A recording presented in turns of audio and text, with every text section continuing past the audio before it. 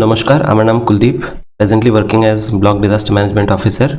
তো প্রত্যেকদিন সকালে আমরা দ্য হিন্দু নিউজ অ্যানালিসিস আমরা নিয়ে আসি, এবং যারা UPSC, WBCS, SSC, WBPSC, railway বা ব্যাংকের জন্য প্রস্তুতি নিচ্ছে তাদের জন্য এই ভিডিওটা ইম্পর্টেন্ট। তাহলে ভিডিওটা শুরু করা যাক। আজকে আমরা 4টে নিউজ ডিসকাস করতে চলেছি, যার মধ্যে হচ্ছে একটা হচ্ছে স্টেট ক্যান সাব ক্লাসিফাই এসসিস ফর কোটা। ঠিক আছে, তো এসসি মানে এখানে বলা হচ্ছে শিডিউল্ড কাস্ট। তারপরে আমরা ডিসকাস করব above normal rain in August, La Nina could intensify September precipitation মানে বৃষ্টি। ঠিক আছে, তো এইখানে বলা হচ্ছে যে সেপ্টেম্বরে এইবার above normal rain হতে চলেছে। এরপরে হচ্ছে Swapnil guns down third shooting medal, মানে স্বপ্নীল ব্রঞ্জ মেডেল পেয়েছেন শুটিংয়ে। তো এইটাও ডিসকাস করব, এবং লাস্টে ডিসকাস করব প্রাইভেট কনসালটেশন, যেটা কি একটা এডিটোরিয়াল। ঠিক আছে, তো এক্সাম দিতে গেলে যারা ইউপিএসসির জন্য প্রস্তুতি নিচ্ছে তাদের জন্য এডিটোরিয়াল ইম্পর্টেন্ট, এর জন্য এডিটোরিয়ালও ডিসকাস করব। তো ভিডিওটি শুরু করা যাক। তো প্রথম নিউজ হচ্ছে স্টেট ক্যান সাব ক্লাসিফাই এসসিস ফর কোটা।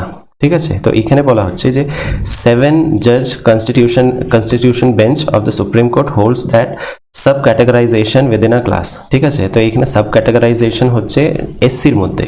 ঠিক আছে, এসসির মধ্যে সাব ক্যাটাগরাইজেশন মানে যে সমস্ত এসসি কমিউনিটি আছে তাদের মধ্যে আবার ডিভিশন করা, ডিভিশন বলতে সাব ক্যাটাগরাইজ করা। ঠিক আছে, তো 6:1 জাজমেন্ট এসছে, এবং এই বেঞ্চটা হেড করেছেন আমাদের chief justice of India DY Chandrachud. ঠিক আছে, তো কি জাজমেন্ট এসছে, জাজমেন্টে একটা ভালো করে বুঝিয়ে দিই যে রিজার্ভেশন তো এসসিদেরকে দেওয়া হচ্ছে 15%। ঠিক আছে, রিজার্ভেশন ওদেরকে দেওয়া হচ্ছে, কিন্তু এইখানে দেখা যাচ্ছে যে যারা এক্সামের দিক থেকে গভর্নমেন্ট সার্ভিসের দিক থেকে বেনিফিটগুলো পাচ্ছে বা এডুকেশনের দিক থেকে বেনিফিটগুলো পাচ্ছে, দেখা যাচ্ছে সেই সাবকাস্টগুলোই বেনিফিট সবসময় নিচ্ছে। তো কোর্টের এইখানে চেষ্টা যে এসসি কমিউনিটির মধ্যেও কিন্তু কিছু সাবকাস্ট রয়েছে যারা বঞ্চিত হয়ে যাচ্ছে। ঠিক আছে, তাদেরকে বেনিফিট প্রোভাইড করা। ঠিক আছে, সাপোজ 15% আছে, তার মধ্যে এমন দিয়ে দিল যে 12% যারা এসসি কমিউনিটি আছে তাদেরকেই দেওয়া হলো, কিন্তু তার মধ্যে যে 3% এসসিদের মধ্যেও যে যারা ব্যাকওয়ার্ড রয়েছে, ঠিক আছে, তাদের জন্য তাদেরকে আইডেন্টিফাই করা এবং তাদেরকে এই 3%-এর মধ্যে নিয়ে আসা।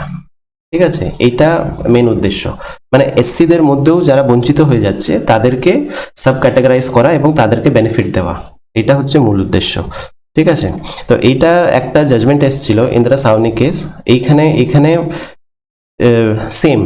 সেম ভাবে এরকমই করা হয়েছিল, ব্যাকওয়ার্ড ক্লাস রয়েছে, ব্যাকওয়ার্ড ক্লাসের মধ্যে মোর ব্যাকওয়ার্ড কারা, এইটাকে চিহ্নিত করা হয়েছিল। এখানেও সেই জিনিসটাই বলা হচ্ছে। ঠিক আছে, এটা এক ধরনের কি বলবো, দায়িত্বটা স্টেটকে দেওয়া হচ্ছে, এবং স্টেট একটা যে স্টেটগুলো চাইবে, যে রাজ্যগুলো চাইবে যে আমাদের মধ্যে এটা লাগু করা হোক, তারাই শুধু এটা করতে পারবে, টোটাল এটা স্টেটের উপরে চাপিয়ে দেওয়া হয়েছে। ঠিক আছে, পরের নিউজে যাব। পরের নিউজ বলছে abnormal rain in August, La Nina could intensify September precipitation says IMD. Precipitation মানে বৃষ্টি পড়া। ঠিক আছে, তো এইখানে বলা হচ্ছে যে অগস্টের মধ্যে যে নর্মাল রেনফল হয় সেটাই হবে, কিন্তু সেপ্টেম্বরে বেশি রেনফল হওয়ার ফোরকাস্ট করা হয়েছে আইএমডি দ্বারা। ঠিক আছে, তো আইএমডি দ্বারা কি ফোরকাস্ট করা হয়েছে যে সেপ্টেম্বরে হয়তো বেশি রেন হতে পারে, এবং তাদের বক্তব্য হচ্ছে যে লা নিনা কন্ডিশন হয়তো তৈরি হয়ে যেতে পারে। ঠিক আছে, লা নিনা কন্ডিশন ডিটেলসে বুঝবো। এবং আরেকটা কি জিনিস বলা হচ্ছে, ওয়েন দ্য মনসুন অফিসিয়ালি রিট্রিটস, এর অর্থ হচ্ছে যখন মনসুন ভারত দেশ থেকে রিট্রিট করে, ফিরে যায় আর কি। ঠিক আছে, যখন ফিরে যায় তখন এইবার কিন্তু যে ঠান্ডার সময় একটু বেশি ঠান্ডা পড়বে। ঠিক আছে, এবং হতে পারে যে এয়ার পলিউশন এইবার নর্দার্ন ইন্ডিয়াতে বেশি দেখা যাবে। ঠিক আছে, নর্মালি কি হয় যে এয়ার পলিউশন নর্দার্ন ইন্ডিয়াতে থাকেই, কিন্তু এবার একটু বেশি দেখা যাবে। ঠিক, তাহলে এখানে দুটো জিনিস আমরা জানতে পারলাম, একটা হচ্ছে লা নিনা, এই কনসেপ্টটা বুঝবো এখন, আর একটা হচ্ছে রিট্রিট, মনসুন রিট্রিট। ঠিক আছে, এইটার অর্থ হচ্ছে যখন মনসুন মৌসুমী বায়ু যখন ভারত থেকে রিট্রিট করে, ফিরে যায় আর কি। ঠিক আছে, এইখানে তো মনসুন তো এইভাবে আসে, এইভাবে, কিন্তু আবার যখন ফিরে যায়, ঠিক আছে, তখন হচ্ছে সেই কথাটা বলা হচ্ছে। ঠিক, তো যখন মনসুন ফিরে যায় তখন এক জায়গায় বৃষ্টি হয় ঠান্ডার সময়, সেটা হচ্ছে তামিলনাড়ু। এটা পরীক্ষাতে অনেক সময় জিজ্ঞাসা করে থাকে। ঠিক, তো এখানে যেটা লা নিনা কনসেপ্ট, আছে সেটা বুঝবো। ঠিক, তো লা নিনা কনসেপ্ট হচ্ছে, এইখানে ডায়াগ্রামে আমরা দেখবো যে দু ধরনের রং, এটা মানে জলের রং, ঠিক আছে, সমুদ্রতে যে জল তার রং এটা, একদিকে হচ্ছে লাল, লাল ইজ কনসিডার্ড অ্যাজ হট, ঠিক মানে গরম, আর এটা হচ্ছে কোল্ড। তো এটা আমরা দেখে নিতে পারছি North America, South America, Australia, আর আমাদের ভারত দেশ হচ্ছে এইখানে। ঠিক, তো এবার কি হয়, যখন সমুদ্রের জল গরম হয়, গরম হওয়ার ফলে কি হয়, আগে কালারটা চেঞ্জ করে নিই, বোঝা যাচ্ছে না, গ্রিন করে নিই, ইয়েলো করে নিই, ঠিক আছে। তো যদি এখানে গরম জল হয়, ঠিক আছে, গরম জল হওয়ার ফলে জলের উপরে যে বায়ুটা সেইটা কিন্তু উপরে চলে যাবে। কি করে জানি আমরা, যে হট এয়ার রাইজেস আপ, মানে যখন গরম হাওয়া হয় সেটা কিন্তু আকাশে উঠে যায়। তো এই যে উঠে যাবে, উঠে যাওয়ার ফলে এখানে একটা ভ্যাকিউম ক্রিয়েট হয়ে যাবে, ঠিক আছে, ভ্যাকিউম ক্রিয়েট হয়ে যাওয়া মানে জায়গা খালি হয়ে যাওয়া। এই জায়গাটা ফিল আপ করবে কোথায় থেকে, এদিক থেকে যে উইন্ডটা আছে, ট্রেড উইন্ড যাকে বলি, যে ঠান্ডা জায়গায় যে উইন্ডটা রয়েছে সেটা এসে এখানে ফিল করবে এই ভ্যাকিউম জায়গাটায়, ঠিক আছে। আরেকবার বলি, গরম যে জলটা রয়েছে তার উপরে যে বায়ু, বায়ু গরম হওয়ার ফলে সেটা উপরে উঠে যাবে, উঠে যাওয়ার ফলে এখানে একটা ভ্যাকিউম ক্রিয়েট হয়ে যাবে, মানে খালি জায়গা। তো এইখান থেকে ঠান্ডা এবং ওয়াটার ভ্যাপার, বাষ্পবায়ু, ঠিক আছে, ওয়াটার ভ্যাপার নিয়ে যে এয়ারটা রয়েছে, যে বায়ুটা রয়েছে সেটা এখানে আসবে, এবং আসার ফলে এখানে বৃষ্টিটা হবে। এটা হচ্ছে লা নিনা কনসেপ্ট, ঠিক। তো এখানে কি হয় দেখে নেব, যে South East Asia tend to be greater than normal, মানে এখানে যে রেন হতে চলেছে, রেনফল, সেটা নর্মাল থেকে একটু বেশি হবে, এবং এখানে যে উইন্টারটা থাকবে সেটা কোল্ডার হবে, মানে নর্মালি যতটা ঠান্ডা হয় তার থেকে আরও বেশি ঠান্ডা হবে, ঠিক আছে। তো আরেকটা পরের নিউজে চলে আসবো, যে Swapnil guns down third shooting medal for India, ঠিক আছে। তো এখানে পুরো নাম হচ্ছে স্বপ্নিল কৌশল, যিনি ভারতের জন্য ব্রঞ্জ মেডেল নিয়ে এসছেন। কিসের মধ্যে, 50 মিটার রাইফেল, ঠিক আছে, শুটিং, 50 মিটার রাইফেল শুটিংয়ে উনি থার্ড মেডেল নিয়ে এসছেন। এখানে কনফিউজ হবে না, উনি ব্রঞ্জ নিয়ে এসছেন এবং ইন্ডিয়ার জন্য থার্ড। তাহলে প্রথম দুটো কি কি, প্রথম দুটো হচ্ছে মনু ভাস্কর, যিনি নিয়ে এসছেন একটা মিক্সডে এবং একটা সিঙ্গেলে 10 মিটার এয়ার পিস্তলে, ঠিক আছে। যেটা মিক্সডে নিয়ে এসছেন ব্রঞ্জ মেডেলটা, সেটা হচ্ছে কার সাথে, সরবজিৎ সিং, যেটা গতকাল বা তার আগের দিন নিউজে এসেছিল, ঠিক আছে। তো মিক্সডে সরবজিৎ সিং এবং মনু ভাস্কর ব্রঞ্জ, আর একটা হচ্ছে 10 মিটার এয়ার পিস্টল, সেটা হচ্ছে উইমেন, শুধু মহিলাদের জন্য, ঠিক আছে, সেখানে নিয়ে এসছে। তাহলে টোটাল 3টে ব্রঞ্জ ইন্ডিয়া আপাতত প্যারিস অলিম্পিকে পেয়েছে। তো এটা হচ্ছে একটা নিউজ নয়, মানে এটা এডিটোরিয়াল, এবং এই এডিটোরিয়াল যারা ইউপিএসসি বা ডাব্লিউবিসিএস এর জন্য প্রস্তুতি নিচ্ছে তাদের জন্য এই এডিটোরিয়ালটা ইম্পর্টেন্ট। কালারটা চেঞ্জ করে নিই, বোঝা যাচ্ছে না, ঠিক আছে, দাঁড়াও কালারটা চেঞ্জ করে নিই।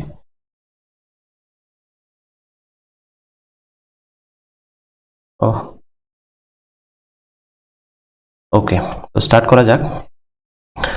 বলা হচ্ছে যে the ministry of information and broadcasting has reportedly been holding close door meetings with the broadcasting entertainment industry regarding the broadcasting service regulation bill 2023।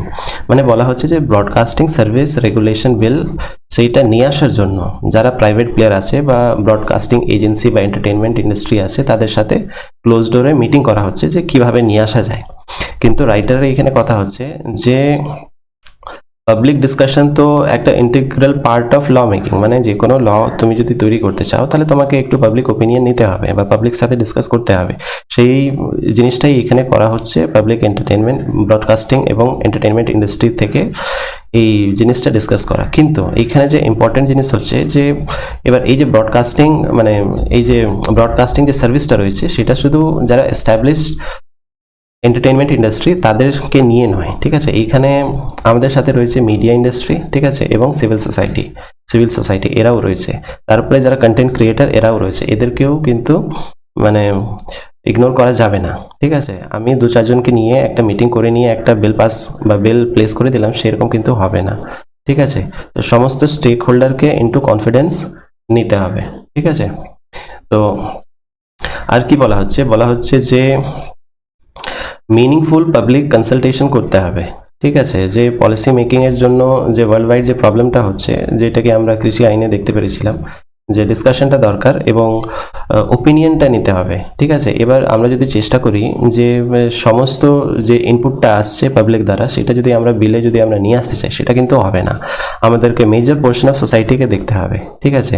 এমনি হতেই পারে যে ইন্টারেস্ট সেটা সবসময় এক হতে পারে না, মানে কোইনসাইড করবে না।